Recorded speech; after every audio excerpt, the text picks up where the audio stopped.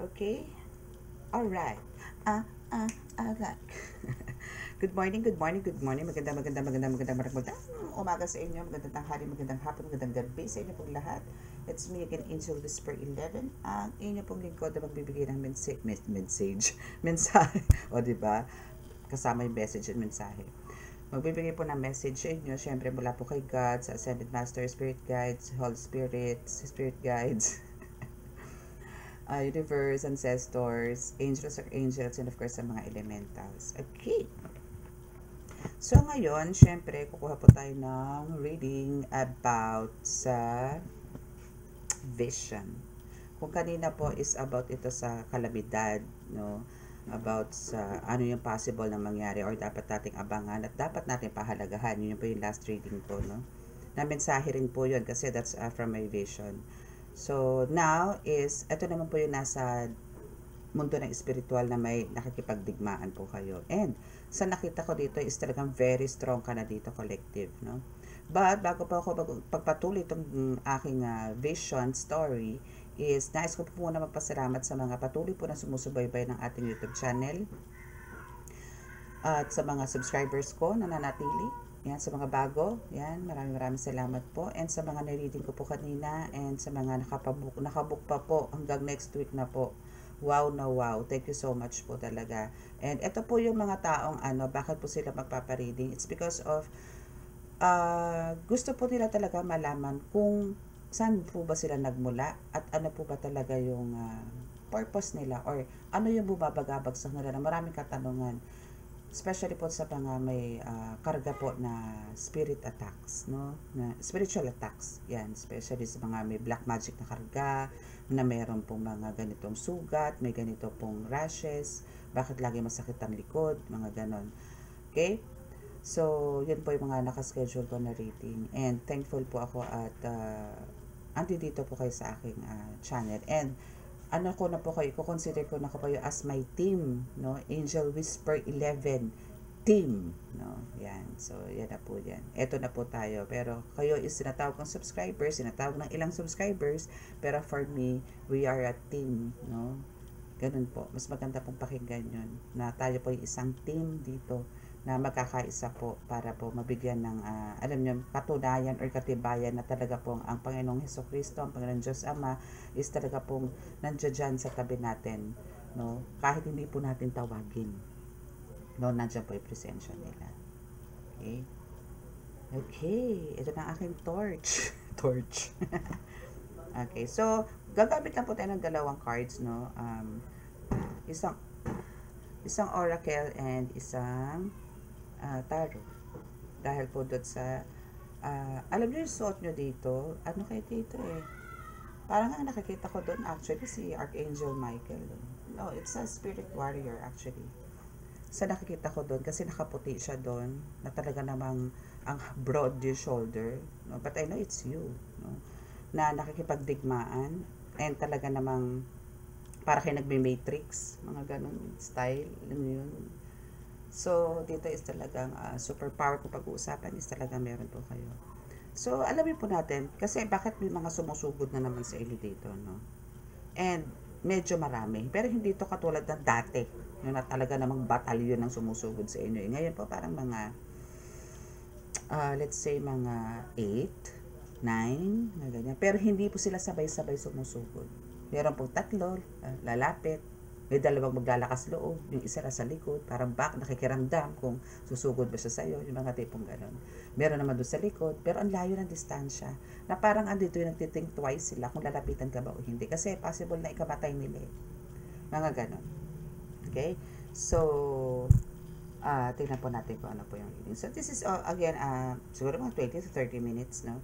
Tapos itong reading na to. Kasi, by vision po tayo ngayon.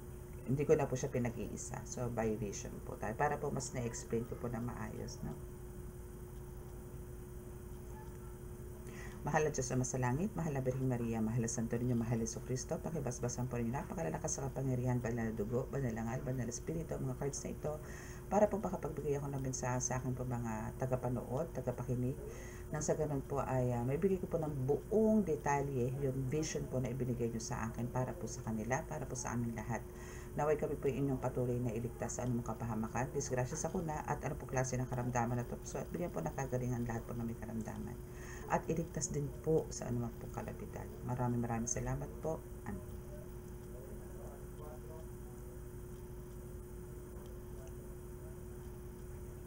Okay. So, ano ba ang ipinaglalaban na naman itong mga to at bakit na naman sinusugod ka rin itong mga ito? Ano na naman ba ang nabalitaan na nila? Ano na naman ba ang nahagip nilang balita sa iyo?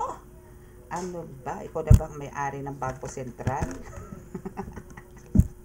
ikaw ba ang sisira ng mga kanilang pangarap sa buhay, sa mundo na espiritual, ng kadiliman? Isa ka bang tinik sa kanilang lalamunan? Ganon. Pero sa totoo lang, sila ang tinik sa lalamunan mo.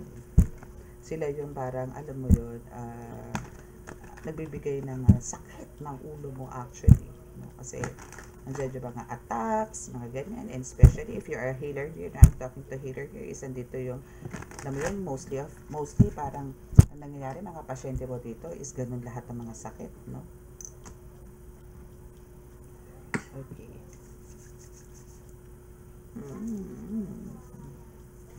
Bago. Okay, so let's see. Ano ba ang kinagagalit nito, no? Bakit andito ang lakas na naman ng loob ng mangilan-ngilan ano sa'yo na para ikaw ay sugurin. At yung iba naman is talaga namang nag-iisip din naman. Parang sinasabi nila, masarap ang mabuhay sa mundo, bakit ko susugurin yan, ipapatayin ako niyan. See? Kasi you have this happy family. No? We have the Ten of Cups. No? So, andito yung I mean, alam mo yun, yung lahat ng minanifest mo, lahat ng mga pangarap mo sa buhay, happiness, love, security, protection, ano pa ba, power, lahat nasa iyo, bebe ko. Nasa iyo na lahat, bebe ko. No, nasa iyo na lahat, bebe. No, so andito yung kung happiness rin lang ang gusto mo, nasa iyo na. Kaya galit na naman itong mga umaatake na to. And the rest is talaga sinasabi dito na nag-iisip sila kung susugurin ka ba o hindi. Alam nyo, ngayon lang ulit lumabas ng vision na to. Yung nasa battlefield ka na ang dami na namang sumusugo. Pero yung iba, no, talaga nag-distance or medyo parang aloof, no, na lumapit sa iyo because they know how powerful you are right now. They know parang they already know na na-reach mo na yung highest rank sa mundo ng spiritual. Amen. No? Ganun. Family? Yes, andyan na. Buong buo. No? As in talagang happiness overload ang family mo ngayon. Harmonious family is nandiyan dyan. There's a new beginning sa family mo. Kaya nagagalait ito. And gustong sirain itong pamilya mo. No. Kasi that's God's plan. Okay? And yung i-isolate ka and lagay ka ulit sa stuck energy, nararanasan mo to eh. For sure, nararanasan mo yung stuck energy niyan. For sure, nagkakaroon ka ng low energy. Pero alam mo yung faith mo dito kay God, talaga namang kinukulit mo dito for sure si God na ibigay sa'yo yung strength, power, that day, this day, para maisagawa mo yung mission mo. Tama ba ako? Sagot. I know, pinagdadapat. That's why nag-reverse po tong Eight of Swords, no? Kasi kumbaga hindi niya na isakatuparan yung baliwin ka, yung itigil mo yung mission mo, no.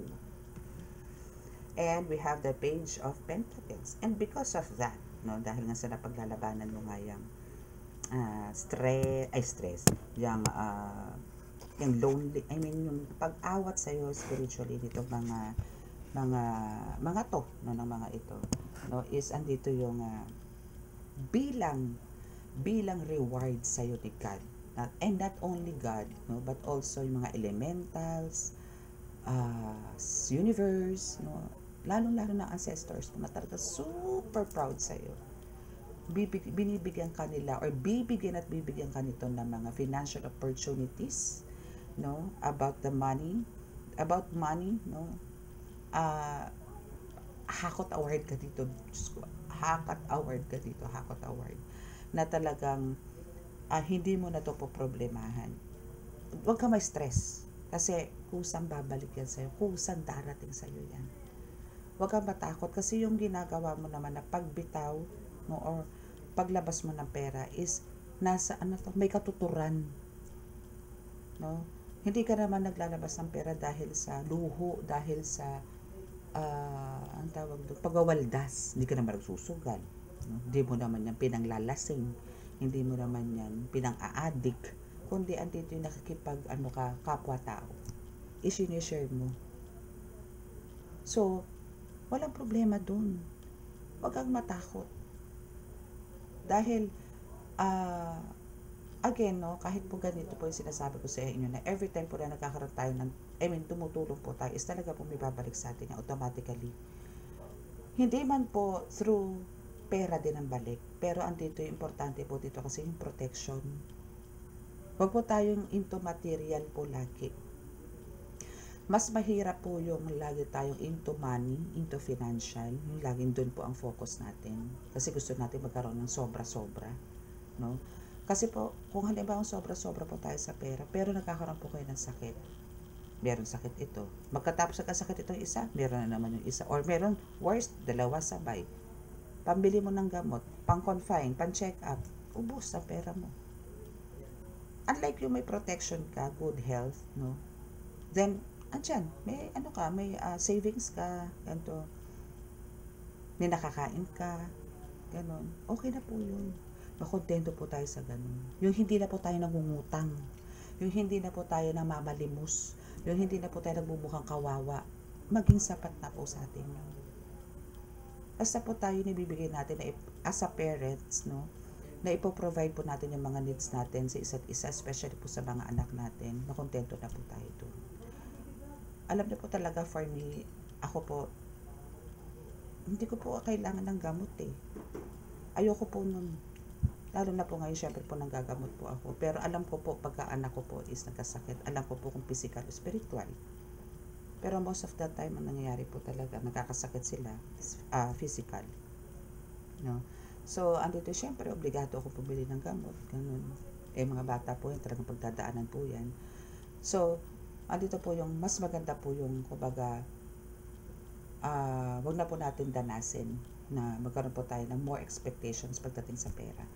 I-wish po natin or i-pray po natin, i-manifest po natin na always nandito po tayo sa maganda ang kalusugan, protektado, ilayo sa ng kapahamakan, then to follow na lang po yung pananalapi. Okay? Pero sa inyo po, sa kaso po ninyo, kaya po nanggagalait ito, kasi nga po, bukod po sa happiness na meron kayo sa pamilya, is meron din po kayong financial opportunities na parating.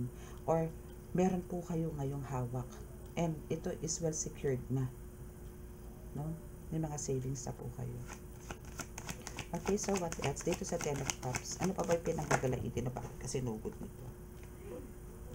Yes, because of this Two of Cups. Alam niyo yung pagmamahalan ninyo ng partner mo, ng wife mo, ng husband mo, ng girlfriend mo, boyfriend mo. Pero more or less, more on more on family. Kasi ito po yung first card ninyo eh. Family po ito pinag-uusapan. So, ibig sabihin po dito, yung relationship niyo po dito, no? Marriage, no? Is talagang, kung meron po kayo dating curse, dating gayuma, dating love spell, and now, is nandito na po yung healed na po ang relationship ninyo. Na talagang andito po yung, it's because of you, of course, no? And you are a healer here. So, andito yung napagtanggupayan mo yung pakikipaglaban sa mga mangko patungkol dito sa gayuma or love spell. Kasi yung love dito is in the air. Wow! Romance is back! No? I'm so proud of you, baby ko. I'm so proud of you. Love, love, love, love. Okay, so what about ito sa Eight of Swords in reverse? Yes, kasi in reverse to, no, na talagang andito yung gusto kanilang magkaroon ng paghihina, parang mawala yung faith, pag-init ang ulo mo, lagi kang galit, mga tipong ganun. Hindi po nila napagtagumpayan to kasi nakikipaglaban ka rin. At dito kasi yung talagang kinukuha mo yung spirit o yung presensya ni God dito para paglabanan itong mga to. And also here, the Seven of Wands, the Seven of Wands, no, is, ano yung ginawa mo? Is yes, andito yung mga challenges na dumadating sa buhay mo. But you'll make sure na lahat ng struggle, lahat ng challenges na meron ka, gumawa ka ng bakod. Gumawa ka ng boundaries. Gumawa ka ng sangkatutak na barriers para hindi ka pasukin. Ganun. Meron kang meron kang ginagawang bakod eh. And ikaw lang din nakakaalam niya.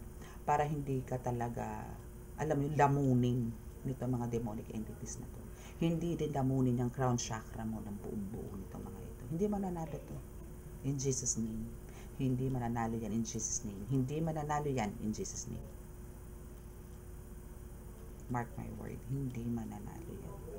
Kasi pati, no, yung pangdepensa mo dito, maybe you have the amulets and you have this guides na talagang like si Jesus Christ, si God, no, Mother Mary, no, is talagang ito, pagka ito po ang naging gabay ninyo, ito po yung nasa likod ninyo, ito, Archangel Michael, zealous.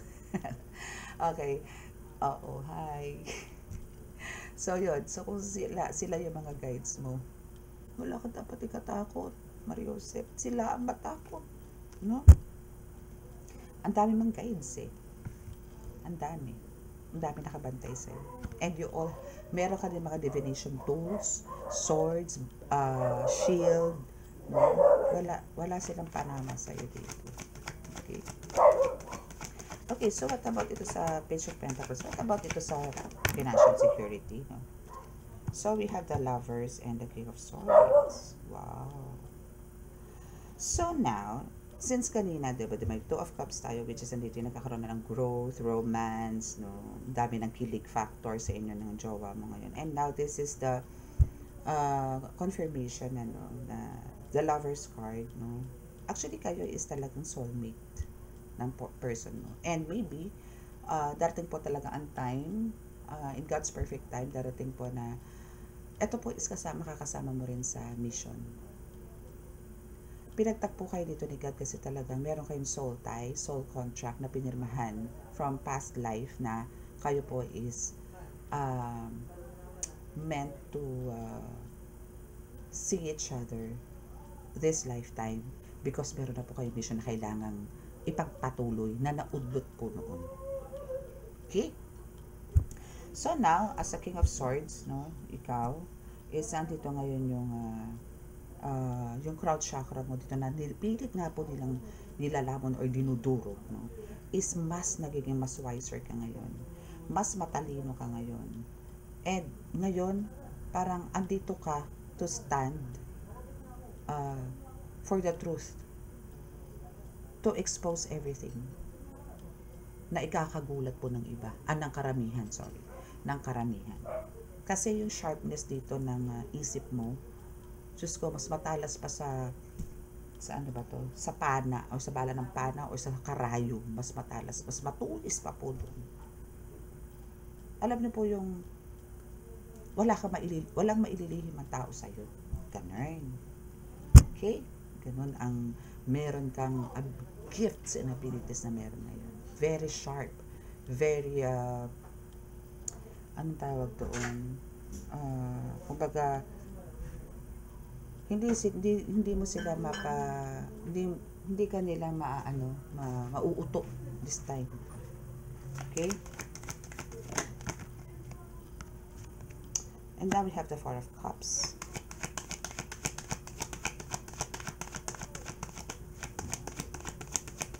Okay, so sa Four of Cups, no, is meron ka dito parang may mag-o-offer sa'yo. So, ano dito, no,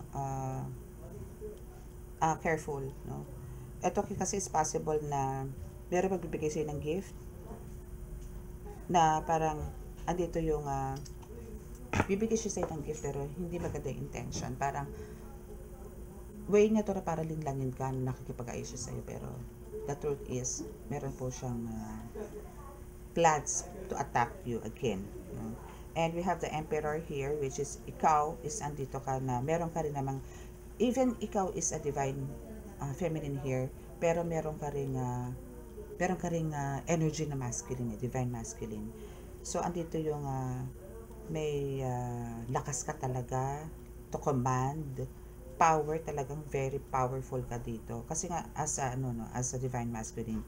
And the Emperor kasi dito is in reverse, no? So, ito yung gusto niya isa sa mga matanggal sa'yo. Kasi yung pagiging matapag mo dito, yung pagiging parang leader mo, pagiging mentor mo, or maybe some of you dito is talaga nagtuturo, no? Or parang andito pinapalagana mo talaga yung, para ma-enlighten po ang karamihan. Ito po yung gusto niya itigil mo. Gusto niya manahimik ka, gusto niya manghina ka, gusto niya sirain yung mission na binibigay sa'yo ni God. Palalim siya magtrabaho, pero nakikita ni God lahat ng mga ginagawa niya sa'yo. So, ano ang expect mo? 'Di ba? So, may imprisonment to or mapupunta to sa jail. And we have the Page of Cups. See? So, alam niyo po dito yung yung relationship niyo nitong person mo ngayon, yung lover boy mo or lover girl mo is talagang actually pang third na to, no? Na talagang andito yung para kayo nag-start ulit from the scratch, na para nagliligawan, ang ganda ng aura, ang ganda ng vibes, ang ganda ng energy, full of love, full of attention, yung mga meron ngayon na ibinibigay nyo sa isa't isa. Kaya kumbaga, yung killing factor nyo dito talaga is parang dinaig nyo pa yung mga teenagers. Okay? So, dito sa Ten of Wands naman is kumbaga, andito yung since andito talaga yun, syempre, lahat naman po tayo is may mga duties and responsibilities sa buhay, especially po as a parents, no? And kahit sa lovers lang, meron po talaga tayo. We need to take care of it, no? But andito yung kahit na gano'n na marami pang darating, no? So, kung meron man dumating sa buhay daw ninyo, nitong person mo nito, but andito talaga yung pinaglabanan nyo at talagang ready naman kayo again, no, to face those trials na paparating pa rin. Kumbaga ready na kayo dito, prepared na kayo dito kasi ano na to given na to Hindi na po natin to kailangang, ay naman yun, hindi kahit anong iwas ang gawin nyo, wala po tayong karapatang umiwas kasi po talagang kaakibat na po natin yung mga problema habang tayo nabubuhay. Okay? Kung yun nga po sa makabilang buhay, yun nga mga problema din, di ba? Kung sila ba'y pupunta sa langit o sa purgatorio o sa impyerno, what more yung buhay? No? So, may mga rin po tayo niyan, may mga problema din po tayo sa buhay-buhay. Okay? So, let's see kung ano pa. Walang po lang tayo dito ng mga 5 cards. 5 cards, no? Kung ano pa yung pinagagalaite. May plano pa ba sila? May plano pa ba itong mga itong umaatake sa'yo? Kasi, hindi lang isang tao to Marami to So, wala po tayo dito ng 5 cards. Let's see kung ano. Okay, so we have 2 cards na bumaba. We have the addiction industry. Talagang addict na to kasi talaga namang ayaw katantanan nito talagang parang alam mo yun, magpupursige talaga siyang wasakin ka Pero alam mo yung tipong itong taong to, wasak na buhay nito Kaso talagang, alam mo yun, sinusubukan ka nito Pero talagang kahit anong subukan gawin niya, alam mo yung tipong talo na nga siya, pero andito pa rin, pilit pa rin binabangan niya yung sarili niya para lang atakihin ka. Ikaw at ikaw lang. Dahil ayaw niya to. Partida po to family member niya po to. Distraction Talagang gusto nito na talaga magkaroon ka ng kasiraan or mawala ka dyan sa mission na ginagawa mo, na binigay ni God. Na ang gusto nito is talagang parang bumalik ka na lang as a nanay or as a tatay na lang, na wala kang gagawin kundi maglinis ng bahay, mag-alaga ng anak mo. Gusto niya ganun ka lang. Pero hindi lang plano sa ni God at hindi siya si God. Excuse me. Hindi siya ang Panginoon, kaya wala siyang karapatan. And now, dahil sa mga pinaplano niyang yan, eto, nararapat sa kanya. Pukpok. Diba? Ganun lang po yun. Okay, so ano pa ba yung ikinababaliw nito? Bakit talagang gigil na gigil sa ito? At hindi ka niya ma-let go. No? Ano pa ba to? Kasi itong taong to, alam ko wala na rin communication nito. And bulag siya, bingi sa mga nangyayari sa buhay mo. That's why yung mga alagad niya na lang ang nag-i-spy sa'yo. You have the thorn between two lovers. So, yan yung mga halos sa plano niya, no, na parang gumawa na naman ng patibong either sa'yo or sa person mo, magkakaroon na naman ng third party involved. Yan yung mga pinaplano niya.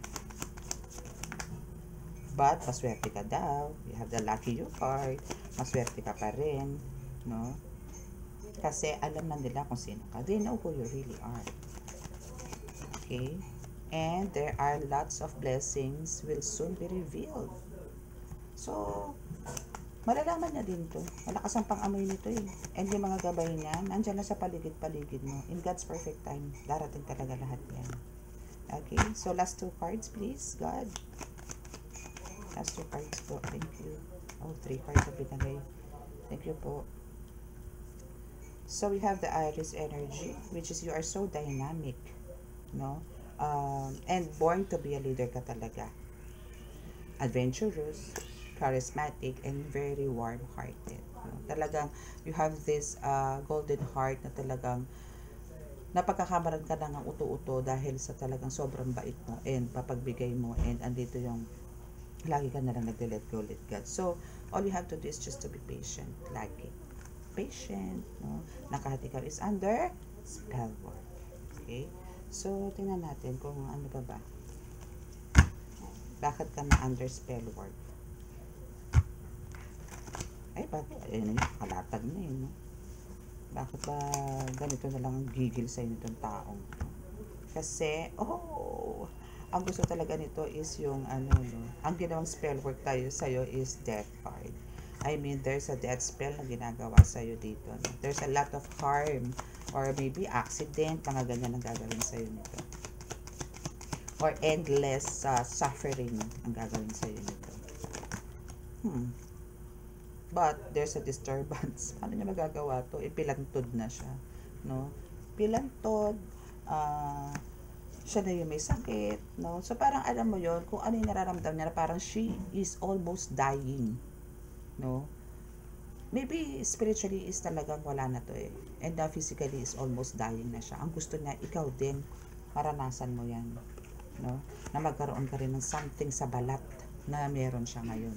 Na actually, binabato niya sa'yo ngayon to, no? If you notice, no? If you kung magiging observant ka lang, pansinin mo yung balat mo na parang may mga rashes, may mga butlig-butlig sa mukha, sa likod, sa harap, sa gatos, basta anywhere sa parts ng body mo.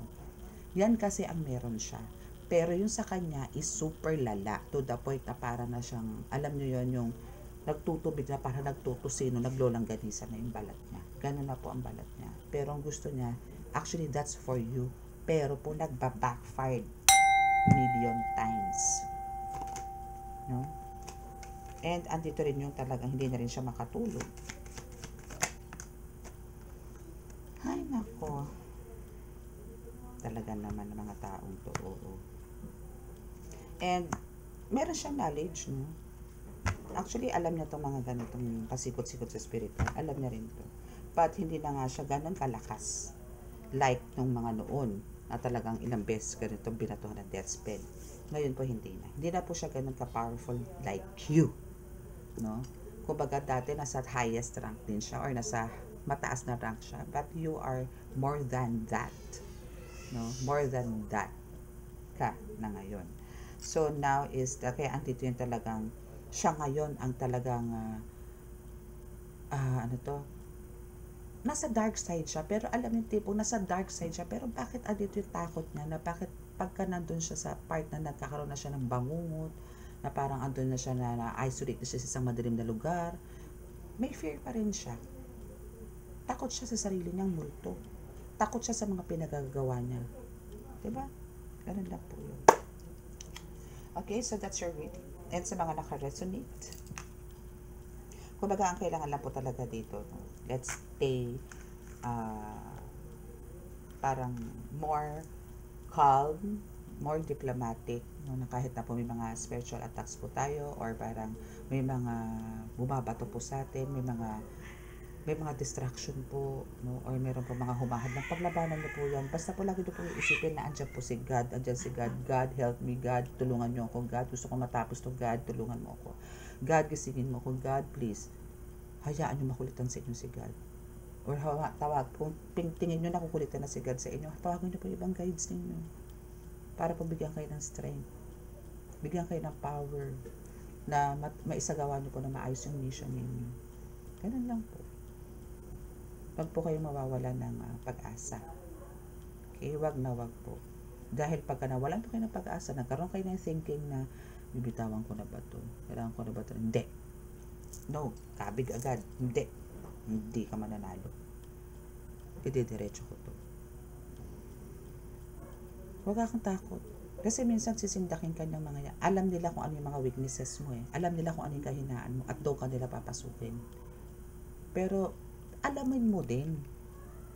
Siksik mo din sa utak mo na naandyan ang Panginoong Diyos Ama na nakagabay sa'yo. Hindi po ordinaryo nila lang to si God. Ay goodness, hindi po to tao. Hindi po to basta-basta. Napakalakas po nito. Siya po yung pinaka-powerful sa lahat. Wala po pwedeng tumalo dito.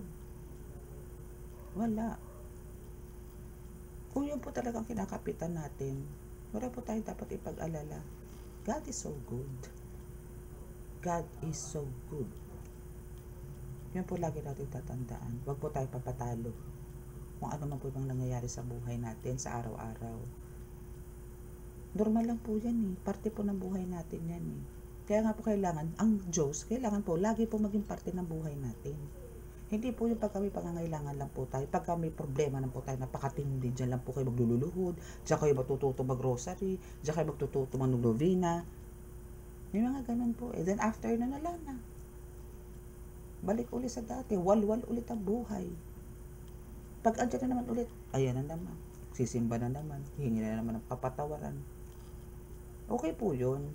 Pero let's make it kumbaga continuous naman po ang gawin natin. Kasi minsan nyo na po nasubukan ng kapangyarihan ng Panginoon. Pinagbigyan po kayo, pinagaling po kayo, inayos po ang buhay ninyo. Then all of a sudden, nandiyan na po ulit kayo sa, na-reach nyo na po yung gusto ninyo. Then, wala na, laylo na naman. Diba? Huwag nyo na pong antayin, madapa ulit kayo. Kasi pag nasubsub ulit kayo, wala na pong yan. Para na po kayo para na po kayo pupunta sa kumunoy, na unti-unti na po kayo lulubog. Na ang hirap na pong makakaahon na po, pero napakahirap na pong bunutin. Okay? So, sa mga nakaresonate po at gusto nyo po magpa-reading, magpagamot, magpa-ritual, mag-avail po ng mga oils, isang dyan na po sa description box ang aking contact details. And, chat lang po. Okay? And sa mga hindi pa po nakaka-subscribe at naka-resonate naman po, is please click the subscribe button, paki-like and share, and hit the notification bell para po update kayo lagi sa ating video. Okay? Okay, so bow your heads for the healing.